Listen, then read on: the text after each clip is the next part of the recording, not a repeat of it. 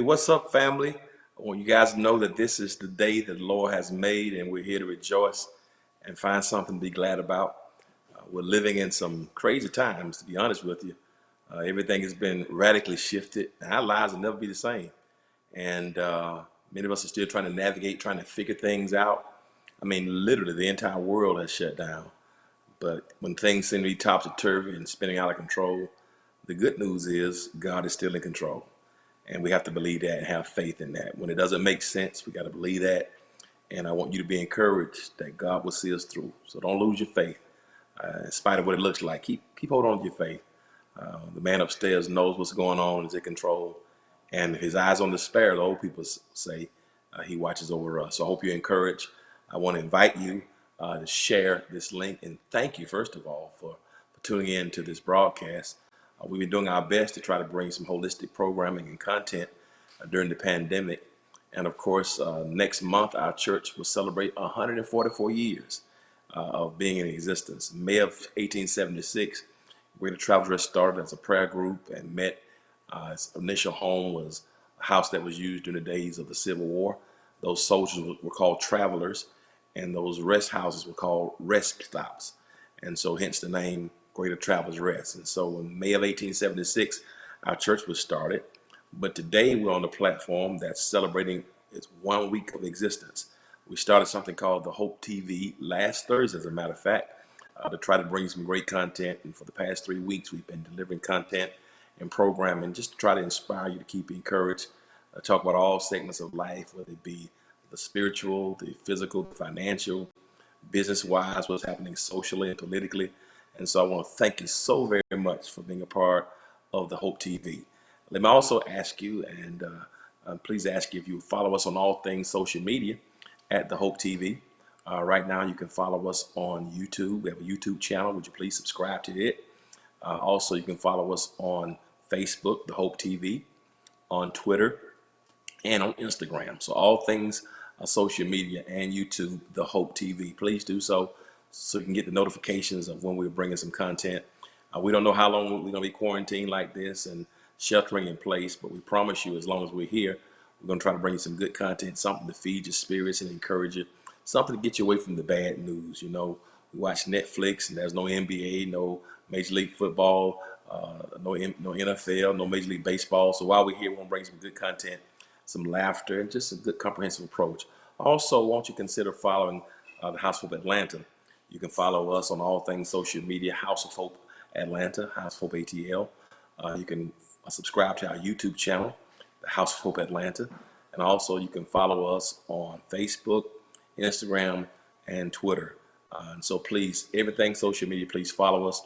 You can follow my page at the official page of Pastor E. Dewey Smith on Facebook, and E. Dewey Smith on everything else social media. And so thank you. Let us know where you're logging on from. We appreciate all the support. Literally tens upon tens upon tens of thousands of people have been our broadcast over the past 3 weeks as we brought you programming through Apple TV and Roku TV, Facebook, YouTube, Twitter, Periscope. And so I'm honored, really am. Those of you who tune on to our website or who watch through our apps, you blessed us incredibly, and I'm honored by that. So thank you for your support. Continue to follow us, and won't you subscribe to the pages. If you've been blessed by it, like the pages while you're at it, and please consider sending the link to somebody else while you're watching. It's going to be a blessing to others, so send that link, please, ma'am, please, sir. Send that link to somebody else, and it's going to be a blessing. We've been trying to present you holistic programming, and the entire world has been shut down. And we've talked about politics. We've talked about a variety of things that have been affected in this season, and one of the things we want to talk about today is how we've even been affected, even in terms of finances, entertainment, sports, education. So much has been affected by this pandemic that affects our lives. And I want to bring you some real stories from people who've been affected. We've had some mental health conversations earlier today, and now I want to talk about a subject that's dear to all of our hearts in many ways. We really don't recognize how dear, how important it is. We're talking about entertainment and faith and film. And I'm grateful to God that God birthed a young man from Philadelphia, allowed him to grow and there in Philadelphia and sent him to Tallahassee, Florida, to an HBCU, Historically Black College and University. And there at Florida A&M University in Tallahassee, was he blessed to develop some of his skills and hone some talents. And there began to delve very, very seriously in this whole aspect of film and TV and entertainment. And is an amazing thinker, because graduated there, city inclined, politically engaged, is very savvy, very sharp brother. And he and one of his classmates from Florida A&M, Will Packer, came together and started something called Rainforest Films many years ago when they were students at Florida A&M. Produced some independent films, and from meager beginnings, that God launched them from Fort Lauderdale, from St. Petersburg, Florida, and Philadelphia, from Tallahassee, Florida, to the world. And I was blessed to meet this young man about 16 years ago as he became familiar with our church, and he has been such an incredible blessing in my life personally and to our ministry. He's done so much, made so many sacrifices for us, and I know that our church wouldn't be where it is today, and I wouldn't be where I am today if God had not used him and his lovely wife, Sean. And he is a TV producer, he's a writer, he's a thinker, he's a director, one of the major, he's a quiet storm, but he gets it done. And I want to talk to him today, and I want you to be blessed by it. We've been blessed by his works. I speak of none other than my brother, Will, Will's partner, Sean's husband. I'm talking about Rob Hardy. Hey man, how you doing? How you doing today? I'm good. I'm good. I appreciate you having me. How y'all holding up over there? Man, doing the best we can, man. Trying to keep these kids from eating everything in the refrigerator. You know how that goes. Listen, hey, the struggle is real, man. It's real. I want to talk to you because I think we all have been affected. Everybody's been affected by this, and you're that guy who's normally everywhere, from Atlanta to LA to New York to Canada. You're always working, and I want to know how you are navigating this season in terms of being quarantined in Hollywood and film, and the TV industry has been affected. How are you holding up? Hey, let me tell you something, man. I'm real fortunate to be home. I was shooting in New York. I was doing a show up there, and we wound up getting shut down. So they shut and 3 weeks ago sent me home, and of course now New York is the epicenter. So I'm just thankful to be home, and the boys are out of school. Of course, I'm here with my wife, and it's been great, man. I'm gonna tell you though, just being a 24/7 parent, where everybody's in the house together, you start getting creative after a while as far as how you entertain folks. You know, one of the things that I love about you, man, is that although you are crazy busy and your work and your profession requires you to be gone, you got to go where the money and where the work is. But one of the things I love about you is you always seem to have a balance and a love to make sure that you don't lose that connection with the wife and the kids. How you been able to manage that? Because a lot of people who work, when before this thing happened, a lot of us were traveling. A lot of us have not managed as well as you have. How have you been able to manage Hollywood and film and TV, but still keep your family intact? That work-life balance is like a ongoing process. So it's still something I'm working on every day. And I think that I think in that situation it takes two to tango. So it's like everybody's got to want to show up and try to make it happen. And for me, it's just more so a matter of figuring out, like, well, what do I want from my life? So I love the career. I get to do cool stuff and work with great people. I get to work in amazing cities like New York and Vancouver and LA. But a day, I love hanging out with the fam. I love, seeing them and, going to, football games and basketball games and, riding bikes and doing all that stuff, wrestling. So I'm big into that, and it's cool, when you get a chance to do that. And then, I look at my wife and she's right there with me on the side and we hanging out. So I still love the Hollywood stuff, but it's nothing like coming back to Atlanta and doing stuff here, and also kind of kicking back with my homeboys. So it's just more a matter of just that's why I feel like I'm the most me. That's great. The thing about you is you've always been, since I met you and people who've known you before I did, you've always seemed to be more grounded and a little more mature in terms of most of us who went through the stages of development. Am I wrong in that assessment and things I've heard about you? Because you've always seemed like you've been just a little more grounded, a little more mature.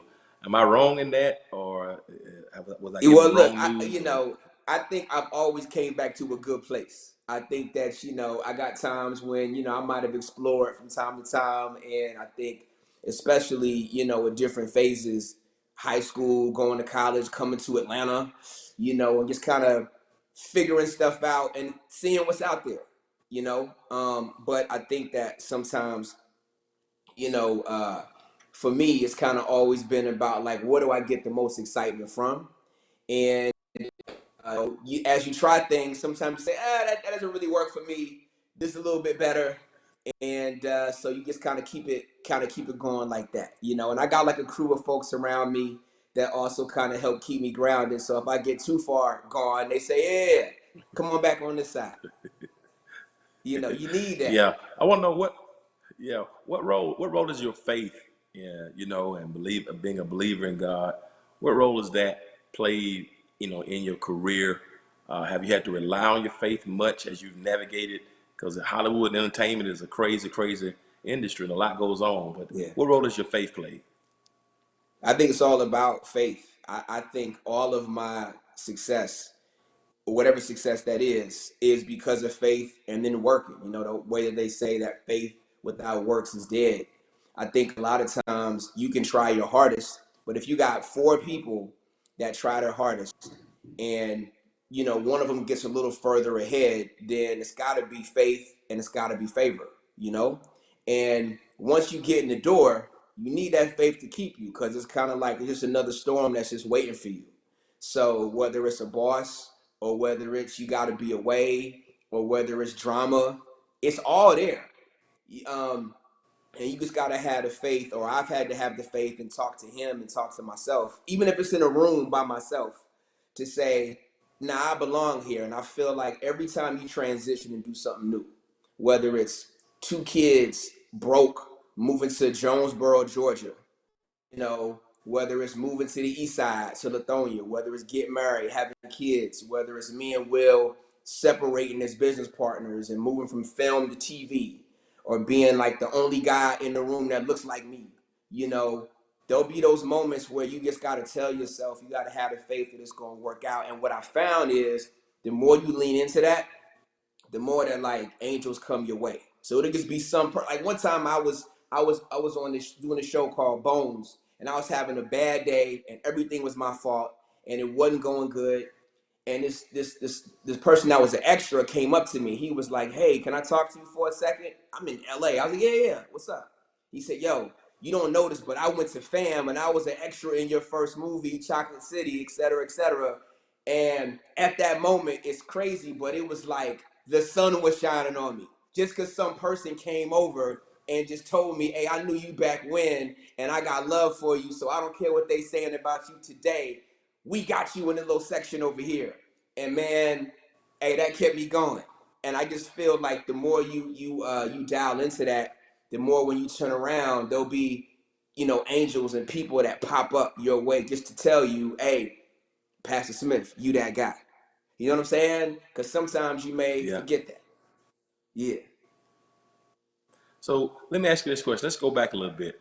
So you went to FAM, and yeah. when did you know that this is what you wanted to do for the rest of your life? When I was in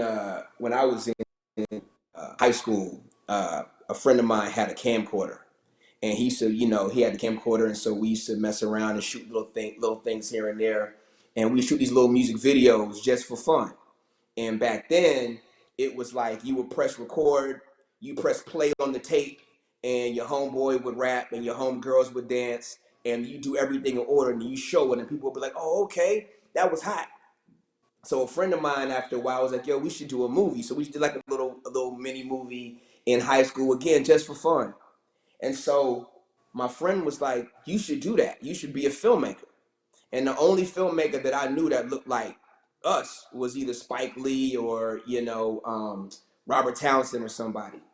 And so I had an old school pops, and my dad was like, yo, man, you can't be a filmmaker. Like, we don't know filmmakers. That sounds like a scam. And you're not about to go and get a scam major and be on my couch. So you gonna major in engineering or computers, or I'm not gonna help pay for that. So I ain't majoring in film. I majored in engineering, and I wound up at FAMU. And what's crazy about that is that I didn't think I was going to FAM. I thought I was going to a school up north, but wound up getting some money to go to FAM. And my next door neighbor was another kid who thought he was going to school in Philly, but his pop made him go to FAM, and that dude was Will Packer. And we wound up being, Wow. next door neighbors and line brothers. And he saw the little movie that I made in college, in high school, and he wanted to be in business. And I wasn't loving engineering, so we decided that we was going to put together a little project while we was in school, just cause. And we got together with some people and we shot a project at FAM. We didn't have a film program, and we put it out. We had a screening in Lee Hall, our auditorium, and we charged people to go see it. And we got with all our friends that said they wanted to act or do wardrobe or whatever. And when it was all said and done, we had like $6,000 in a brown paper bag, legal money. And so for us, we were like, yo, they paid us to do this. Yo, this is the biggest scam ever. And then once that happened, it was over. We basically said, after we finish, we gonna do this full speed. And my dad said, hey, look, as long as you graduate, you can do whatever you want to do. That's the rule. As long as you graduate and don't change your major, go do it. So we were like, all right, cool. And that's what we did. That's crazy. He talked about your pops and being old school. You and I have had some conversations about the role of HBCUs. Tell me, because I think it's important right now. Can you tell us what FAMU? Because I see how much you love family. Everybody who knows you love. You're a rattler to you bleed orange and green. But what role Absolutely. did FAMU play in your development as a man? FAM was the best decision ever that was made for me. Again, because I didn't think I was going there, and wound up there. FAM was a school where you had, at the time, 12,000 black people. So however smart you thought you were, however swagged out you thought you were, you might have been the king of Macon. I might have been the guy in Philly. It was 50 more people that was live and fresher, did it bigger and better than all of us. And FAM was a place where it was a hustle school. So even though you were there and you had your major and you got your grades, they're like, oh, okay, yeah, cool. So you engineering. But what's your hustle? Like, is it making clothes? Is it washing cars? Is it doing lawn? Like, what's your hustle? And so because everybody did that, it just had this vibe of, we here to get it. And we thought that we were the freshest school and the flyest school and the toughest school. We could have parties. And it was also a place too where no matter where you came from, it was somebody smarter than you. So you'd be in class and it'd be, my homeboy from Liberty City, Miami, gold teeth, tatted up, but he's setting the curve. He busted out the SAT. And so everybody's working together, and the whole vibe is that if you go here, we don't care where you from, what your people do, you one of us. And because you went to FAM, you supposed to do it. They always, you hear that about Harvard. Like, if you go to Harvard, they say if one person makes in the room, it's going to be the Harvard cat. I would say if it's one person in the room that's supposed to make it, it might be the FAMU cat. And I feel like a big part of me and Will's success was the FAMU connection. And when we came out, wherever we went, somebody from FAM would say, oh, okay, y'all going to Seattle? Holla at so-and-so and so-and-so. And then all of a sudden there'd be a whole FAMU connection, a whole FAMU league in the spot, representing like we grew up together. And I never seen anything like it. And two, if you go to an HBCU, it's love. It's like we cousins. So a lot of times I'll be in Hollywood and, you'll see people and they'll say, oh, I went to Georgia, I went to Yale, and they're like, you know, people would just say, oh yeah, so did I.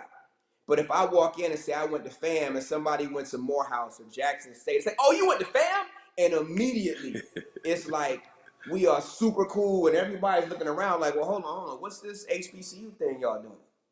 So I think it's the best thing ever. Yeah, it's amazing. Last year, you and I had a conversation, and you helped me. You know, Kamari was graduating and had a pretty significant number of basketball scholarships, and trying to help him navigate, trying to let him have his own independence to make his decisions about where he's going to go to school. Because you know he wanted to, you know, he'd been working to play basketball and kept his grades up. And I'm thankful that he had some opportunities to go and sign an athletic scholarship.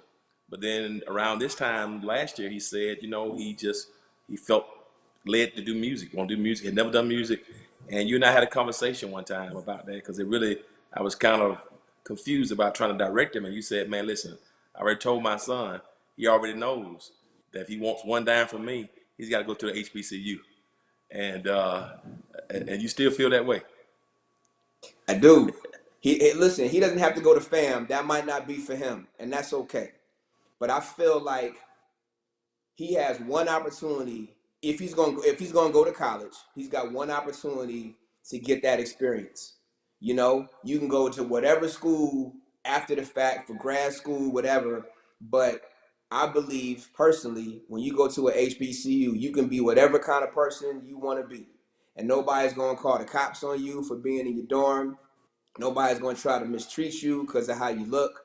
Nobody's going to say you not this or that enough because you from the suburbs or international or from, you know, around the way.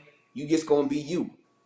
And I said, if there's one thing I want to be able to have you have that experience. So when you go somewhere and you see somebody from another HBCU, that's going to be like your long lost cousin.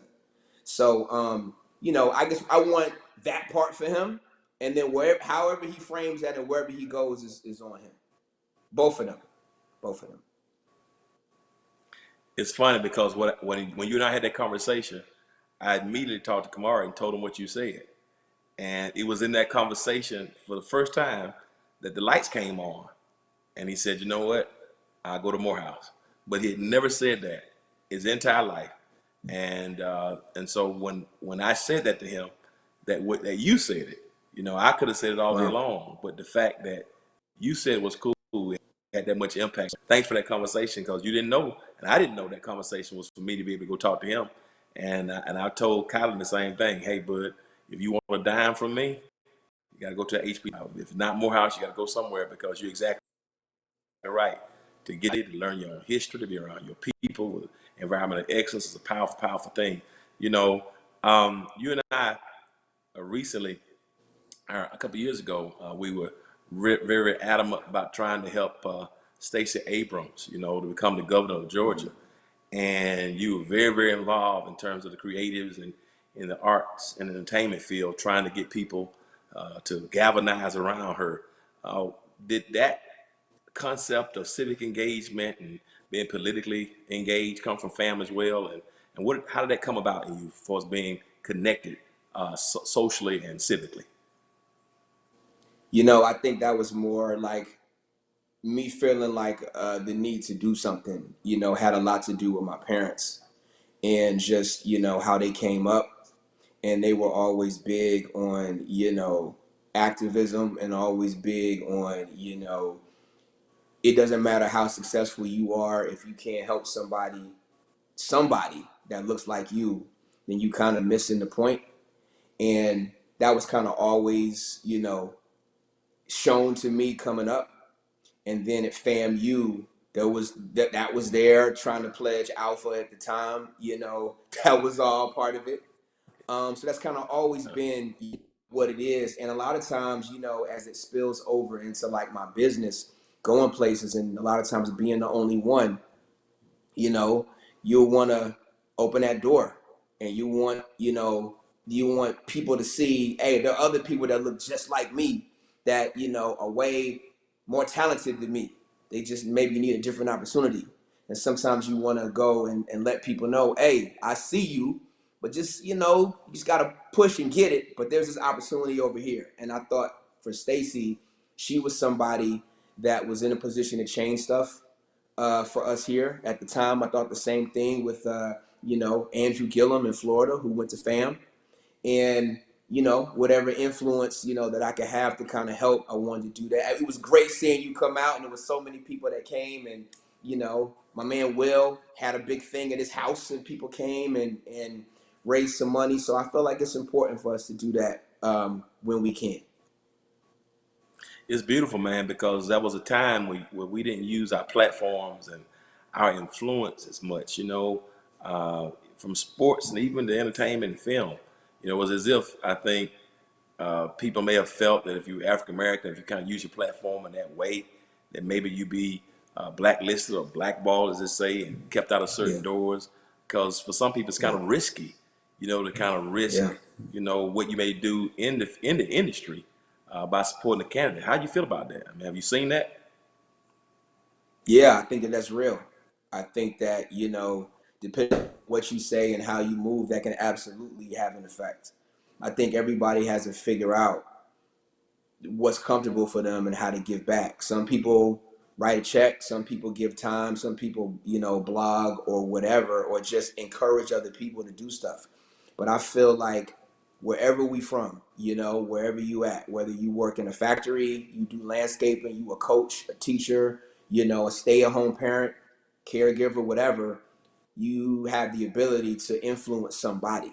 And it's not just money, and it's not just going on Instagram and telling the world, you know, here's how I feel about the president or whatever. It's, you know, encouraging somebody, opening the door for somebody, inspiring somebody, you know, whatever those things are, as a community where we can come together and, you know, look out for somebody besides just ourselves and just our immediate family, you know. That's great. You know, I want to talk about how did Sean come into the picture? You know, as a beautiful and incredible woman. You know, how did you navigate her into the picture? Leaving FAMU, doing your thing, you are doing film, and when did you know that she was the one? How did you navigate those waters? Because people may be trying to figure that out too. Hey, listen, I met Sean, she pledged Delta, and we had this little mixer where the alphas, the bros, you know, would mix it up with the new line, and I met her then, but I was in another situation. So, you know, it Understood. didn't really happen there. We would just kind of be cool around campus. Then a few years later, we reconnected at a cookout in Jacksonville. But again, I was into some other things, so it wasn't really that time. And then, cut to a few years later, our paths crossed, and we were both available at that time.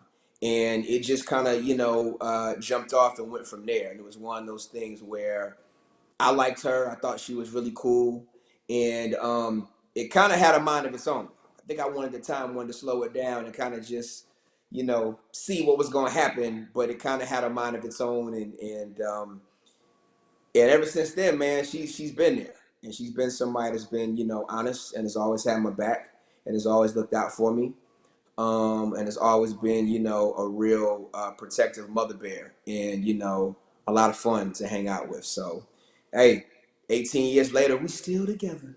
That's a blessing, man. It's a You know, major blessing. Congratulations. You know, and so you moved to appreciate it. Atlanta. Uh, you didn't know a whole lot of people had some meager success at FAM in terms of the industry. What made you come to Atlanta, and when did it start taking off for you here? We were trying to figure out what we were going to do coming out of FAM. All we knew was that, you know, we wanted to pick a city where Will and I could go, and we didn't want to do Hollywood or New York because it was too expensive, and everybody was doing what we do. So it was between DC because they had BET, Charlotte because that's what's Atlanta, and Atlanta. And we chose Atlanta because it was a tank of gas from Tallahassee. It seemed like everybody here was getting it, and hey, I'm just keeping it on it. So and so you come here, and everybody felt like they had a hustle, they were making it happen, um, and they had like a growing film industry. It was independent. They had music here. Neo soul was big, so we chose Atlanta, and we came during the Olympics, and a frat brother of ours had a house in Jonesboro. So Will and I moved down there. We rented a house, and it was almost 18 months before we got our first paid gig. We had raised some money. Wow. So off the first year, me and Will together lived off $18,000 in savings that we had from investment money. And we did free work for people trying to get our name out there. Um, and it seemed super hot and super sexy when we first started, but like it's kind of one of those things where when we were in school, when we had our side business, you know, or if you have a job and you got your side business, sometimes you don't get all the time to devote to that side business, and you feeling like, man, if I just had 10 more hours, I'd be the guy right now. I would have made that deal. So when you let go of that school, when you let go of that job and you just doing your hustle, you use up all those calls and send all those emails. Back then it was faxes in the first week. So now you sitting there and you gotta create and figure out something just to keep the lights on. So we said to our parents, listen, give us 5 years to make this happen. We already broke. So we can't get any broker. And if 5 years go by and if we can't make this film thing happen, then we'll both go get engineering jobs. But at least that way we'll know we did it. And you know, so we were down there, you know, starving, working, and we would get a little project here. And you do anything from a wedding video, exercise video, corporate video. All the time you're trying to sell your movie projects. You know, we'll work as a production assistant on TV sets. I mean, on music video sets. You know, getting paid $75 flat a day, and these people making triple overtime. You know, and just doing whatever you can just to get on. And when the money went away, you go temp. So I worked for the AJC. I cleaned shoe modeling establishments as a janitor. I did telemarketing. You know, worked for True Green Ken Law, and I even sold vacuum cleaners for Kirby, and I almost got attacked by dogs. Anything that we could to keep our film hustle on the side alive. You know. That's so powerful, man, because people, you know, they see where you are now, all things you've been able to do, but and people want that, but the process and the grind that it took to get that side of the story, man, people don't want to hear. And I think that's so important because a lot of people are watching, a lot of people in Atlanta, they move to Atlanta, move to LA, everybody wants to be something because it's so hot, you know, but the question is, are you willing to grind and put the work in? And I think that's the beautiful part of your story, to see where you are now and to know the story. It's amazing, man. Hey, I appreciate that, man. Yeah, it is. It's definitely, you know, no joke, and definitely trying to do that, and you know, date somebody or whatever, and again, when you coming up trying to make it happen, it sounds real cool until people start saying, well, now do you have like health insurance? Or how do you really make money? You know what I'm saying? And you don't really have an answer because you live in project to project and trying to stretch that little money out until it's gone again. And but you know, I think all of that stuff is in this business or in anything that you're doing. I think it's all about reinventing yourself. It's all about the pivot.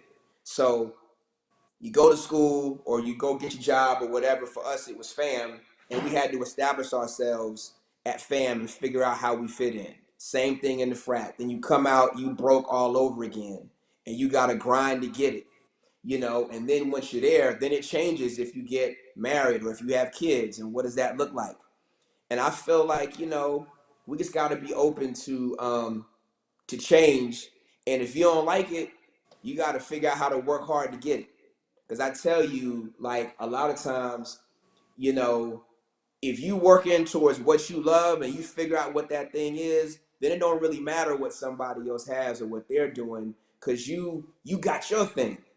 You know what I'm saying? So if my thing is like, yo, I want to cut grass and that gives me peace, and I got 3 lawns, now 5 lawns and 7 lawns, then I don't care if you got a match or if you got 5 Bentleys or if you an entertainer or if you the president of this, because I love what I do.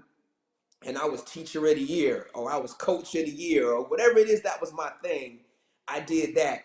and then I feel like I had that success, you know?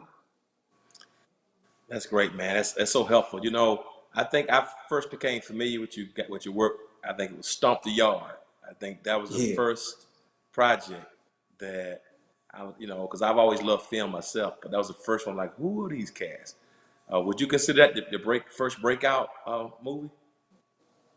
That was our biggest major breakout. We did an indie movie called Twa, which kind of put us, you know, which got us a deal at Sony. Then we did the movie The Gospel, which is our first The studio Gospel, yeah. movie. But Stomp the Yard was the first movie that we did that was like number one, and that people saw us as real filmmakers when we did that. And what I loved about that was we did that. That movie was the 10-year anniversary of us moving to Atlanta, and we shot it at Morehouse and CAU, and it felt like a big, you know, homage or a big shout out to FAMU, because it was like, wow, FAM gave us this foundation, and 10 years later we here telling this story. And I remember the weekend it came out, I was in LA, in South Central with this movie theater, and I'm sitting behind these dudes, you know, and they, you know, look like they probably at the time might not be thinking about going to college. And I heard them talking during the credits, and one guy says to the other, he's like, "Yo, for some reason, I kind of feel like I should be going to college." And the other guy's like, "Yeah, man, me too." And it was crazy just sitting in this random theater, hearing these people have that reaction to this step show movie. I thought that was kind of hot. Yeah, I do remember the Gospels, and that was awesome. We took a whole church to rent out the theater to watch that one because Greg Kirkland was a voice in that movie. I remember that one. Yeah. And yeah, yeah, he's connected with our church. So I do remember the Gospel as well. Uh, and here's what's And look, amazing. look, we appreciate that. We appreciate that love back then too. Yeah, we did, man. Here's what's amazing. Just today, I was talking to my boys, right? And they're watching Netflix and watching everything on their laptops and their iPads.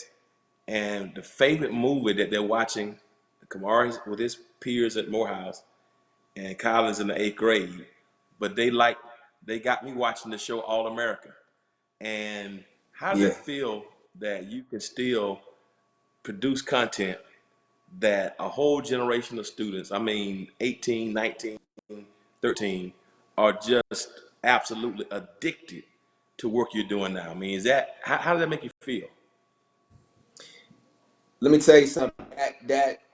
That feels amazing. You know what I'm saying? It's like, you know, and it feels amazing because of what that project is to me personally. I'm not from LA. I'm not an LA dude, but being able to spend a lot of time in South Central and in Crenshaw, and being able to help be a part of a show that makes the people that live there feel like, yo, this show represents us. It's our show. It's our thing. It's authentic to us.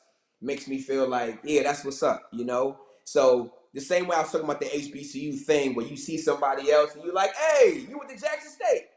Then it feels like going to South Central now. It's like, hey, what's happening? You know what I'm saying? You know, you from the 60s. You know, it's like that kind of thing.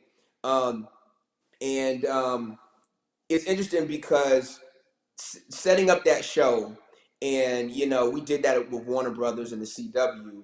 When they first saw the pilot episode, the first reaction was, wow, South Central was so interesting. We need to do more stuff down there, because I think at first they thought that the show was going to be more about a kid that leaves the neighborhood and spends all his time in Beverly Hills. But I think when they saw that it was art and culture and beautiful people and love and all of that stuff in our area, it made them say, well, let's spend a lot more time down there too. And my hope is that it changes how people perceive us. I mean, yeah, we got problems like everybody does. Um, but like I said, it's love, you know. And I also hope too that with that show, it shows you that just because somebody lives in Beverly Hills, or just because somebody grew up quote unquote privileged, doesn't mean that, you know, they don't have problems too. Doesn't mean that they don't have issues too. Their stuff just may look a little different. But it's all people just trying to, you know, we all trying to figure it out, man. You know. Yeah, 2006, I came to you to tell you about a concept I had because I do these illustrated sermons and many movies, and gave you a thing I want to do this Eve, and just want your opinion on it. And man, you took the script, and the next thing I know, we got permits. We downtown Atlanta. You shot the whole Yeah. thing, and I asked you what you thought about it. You said, "Man, I think it's some good stuff." And that motivated me, man. And who would imagine, 10 years later, I'm signing a deal with Warner Brothers to produce content. But I never thought about it from that perspective. But you encouraged me, and people are still talking about the work you did. You didn't ask me for a penny, man. You just wanted to help the church pull that thing through for the New Year's Eve, man. That's what I said. That this guy's a real deal. He's doing this just to help us spread the message, man. And wow. Hey man, well listen, I appreciate you letting me be a part of that, and but it takes a vision, and just the fact that you were able to kind of use that whole, media and film storytelling to get a message across, so that way, people can visualize what you're saying and make it feel like it's modern day, and seeing how it continues for the different watch night services, and people looking forward to that and watching it online, and that's hot. That's what gets people excited, man. And also too, it opens the door for people to come in that want to act, that want to learn how to shoot and edit and do all that stuff. So it's a training ground right there at the church. So that's I love that.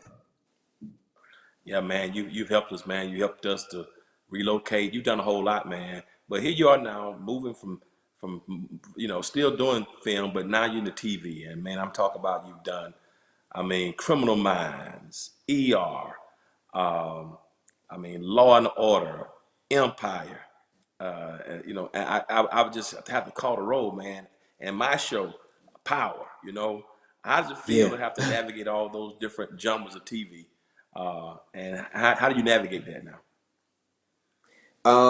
Listen, man, it's been fun. It's been a blessing, being able to go from show to show and have it be vampires one day, superheroes the next, and drug dealers after that. I love it. And Power is one of my favorite, shows I got to work on because it took me back up north. So I got to work in New York and just, being around like New York folks and just that hustle and that energy took me back to a place of, growing up. So I love that. And I'm actually getting a chance now. I'm working on the prequel to Power, called Raising Canaan. So it's about 50 Cent's character and how he grew up. So being able to kind of have opportunities like that is a lot of fun. And matter of fact, and the star of Power, Omari Hardwick, is from Atlanta. He grew up in Stone Mountain. Yep. Went Yep. to Georgia. So just being able to connect with folks like that, just in a different place, is good. And his brother went to FAM with me. So again, Wow. FAMU connection. Yeah. So man, let me ask you this: how is it to work with 50 Cent? I always want to ask you that question. Is he in person the way he is online? How is it to work with 50? Because I 50 laugh is at one his of the character. smartest people I've ever met. 50 is like this. 50 is a businessman. To like, so whatever he does is always calculated. And so if you hear about something like some crazy investment, 50 like, oh yeah, we were investing in that like 5 years ago. What? And 50's the guy where he is super charismatic. So when he comes in the room, it lights up. So one time we were shooting at this old school social club in Brooklyn. Um, and it was probably a spot for guys that, are in the life. You know what I'm saying? So we go in there, and I don't know if they were that excited to see me up in there in that part of Brooklyn. Because I think it's more so, more mafioso types, right? And then 50 comes in and they're like, oh, 50. And they just love that dude. And like I said, he's super charismatic. He makes everybody, feel comfortable, and he can definitely handle himself. Uh, but real charismatic. You know what I'm saying? Yeah. So definitely, somebody where if he's in your corner, you good, you know. Let me ask you this question. I know you give me so much of your time, and I'm grateful. But to the person who's trying to come up in the industry, because right now you guys not shooting anywhere. So I want to Right. hear about how how do you think it's going to be the same? I saw today that AMC Theaters is filing for bankruptcy, laid off all their employees. So I want to hear Yeah. about how you think the industry is going to look post coronavirus, and then I want you to close us out by giving some encouragement to some up and coming filmmakers who want to be in the industry. So first, let's talk about how it's affecting film because everything is shut down right now. Yeah, no, it's a big deal. Obviously for the world, for our country, our community, um, you know, you know, a big deal. And so, as far as our business goes, it's tough because we're in the business where we work close with everybody. And so, if you're an actor and you have to be, in a scene with somebody, holding hands in a car, kissing, talking, you can't do that 6 feet away. You can't do that with the mask on. You just can't. You're on a crew with 70 people, and with our business, one person gets sick, everybody gets sick, just because we're all kind of in the foxhole together. So it's going to be interesting to see how people go back to work and how that happens. Right now, everything's shut down. There are a lot of shows that are going to get canceled because of the shutdown. A lot of new shows that were starting to get made, where the studios are just saying we're just going to cut that and just bring back a show that because it's already staffed. Um, so all that is definitely happening. We trying to figure out like when does this open up? Some people said that maybe we go back in June or July, but then what happens? You go back on set and the first person coughs. What happens when you go back on set and the scene says two people are supposed to kiss? Two people are supposed to be in a car driving together. And an actor says, "Well, I don't want to get sick and die." you know. So I think that all those things are real. And what I would suggest to people that want to break in this business is I think that think about what you want to do and what you like and come up with a plan. So if you want to write something, write it now if you have an opportunity. If you want to create something and start posting it right now. And I also want to say that sometimes just because you dream of being a director or a writer or a producer, that ain't for everybody. Just like everybody not going to be an NBA star or a singer or a basketball player or a pastor. It's just not going to happen. So what you can do is work at it and be open to what's for you.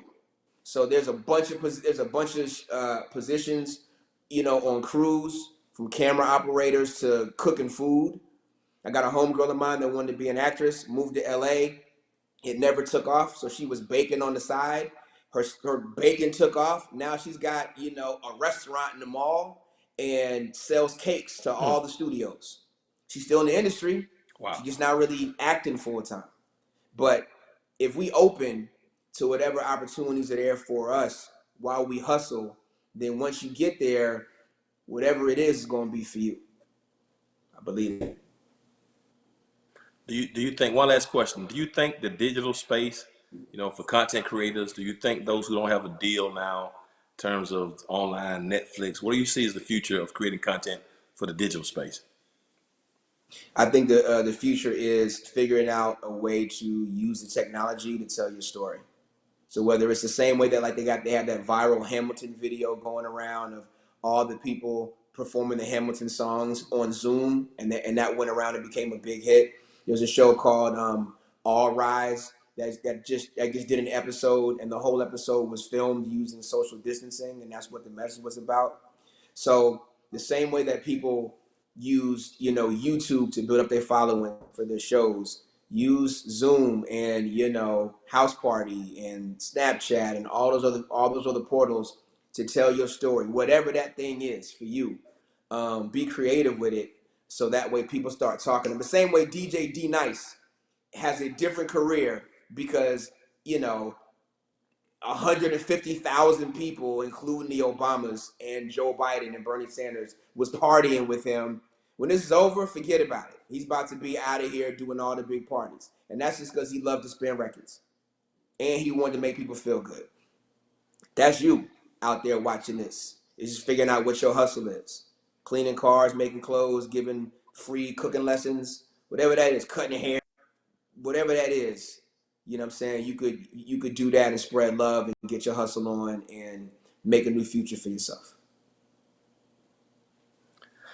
Brother, man, you've been up to me and our church and our leadership knows. I tell you, you know, I don't go in a lot of details, but I know our church wouldn't be where it is without you, man. In a lot of ways, you've been there for us, and I appreciate you. Appreciate you and Sean and your children and your career, and because you just an incredible example of what manhood looks like and what success and what struggle and perseverance looks like, man. I honor you. And thank you for being a part. Thank you for your time. You've helped a lot of people, and I just appreciate you and for what you're doing, man, to make the world a better place. And it's been a joy to have this time to talk to you, my friend.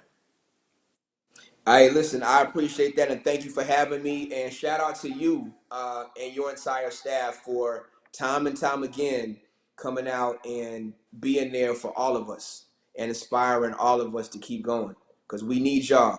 You know what I'm saying? We need you guys to be on the forefront and to keep, you know, motivating us to live our best lives. So I appreciate that. Appreciate you, man. Family, you've been watching a one-on-one with yours truly, and it's been my pleasure, my honor today to introduce and do this one-on-one conversation with my brother, Rob Hardy. He's one of a kind. He's a man of God at heart, and takes care of his family, doing incredible things in the film, movie, and entertainment industries. And just like he has a dream and has a hustle, all of us have something. God hasn't given anybody everything, but God has given everybody something. So find your thing, do the best you can, and stay small enough long enough, and God will make you big enough soon enough. You've been watching the Hope TV one-on-one with E. Dewey Smith and Rob Hardy. I hope you've been inspired. Hey, we're going to get through this thing. Every storm has an expiration date. The pandemic is going to be over, and we're going to be better when we come out of it. You've been watching one-on-one. I love you guys. Peace. Until next time.